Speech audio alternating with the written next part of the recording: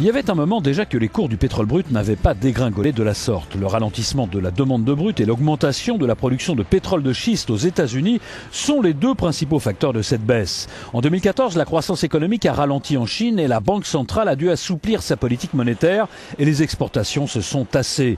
Dans la zone euro, malgré les bons chiffres de l'économie espagnole, c'est la stagnation qui a prévalu. En face de cela, les pays producteurs proposent une offre surabondante de pétrole. La majorité de cette offre vient surtout de l'augmentation des volumes de pétrole de schiste extraits des puits américains.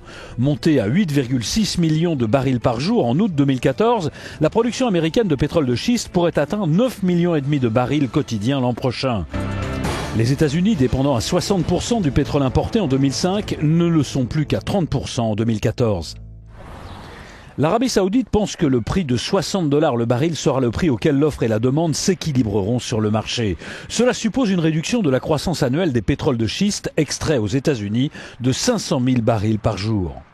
La baisse des prix va inciter les autorités arabes à revoir la réalisation de méga-projets prévus dans la région, où presque la moitié de la population a moins de 25 ans et où, comme ailleurs, le chômage des jeunes est traité de façon prioritaire. Le budget des États arabes pour 2015 est basé sur un prix du baril situé entre 85 et 100 $. L'Arabie Saoudite estime qu'il faut faire ce sacrifice à court terme pour retrouver un équilibre. Elle pense qu'à moyen et à long terme, les choses seront très différentes. Et l'Arabie Saoudite a des réserves financières très importantes, avec des fonds souverains et avec les réserves de change de sa banque centrale.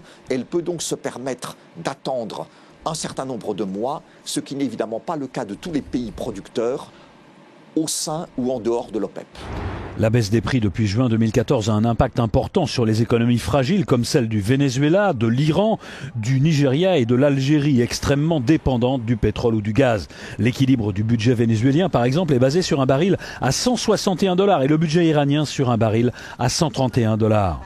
A contrario, cette baisse est du pain béni pour les entreprises des pays consommateurs, dont les frais se réduisent et particulièrement pour les secteurs des transports aériens, maritimes et terrestres. Mais l'aspect le plus positif à court terme est en faveur du pouvoir d'achat des automobilistes. En Europe, malgré les taxes sur le litre d'essence, mais surtout aux États-Unis, où l'automobiliste ne paie pas de taxes sur le carburant qu'il consomme. La question que tout le monde se pose, c'est la durée de cette tendance baissière.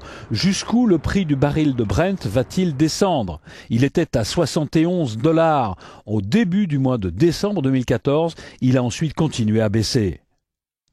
Si les prix continuent à baisser en 2015 ou s'ils restent à des niveaux bas pendant encore plusieurs mois, il est fort possible que l'OPEP se décide cette fois-ci en 2015 à réagir parce que le sacrifice financier que les pays membres de cette organisation peuvent faire pendant quelques mois ou plusieurs mois ne pourra pas forcément être prolongé pendant un temps trop long.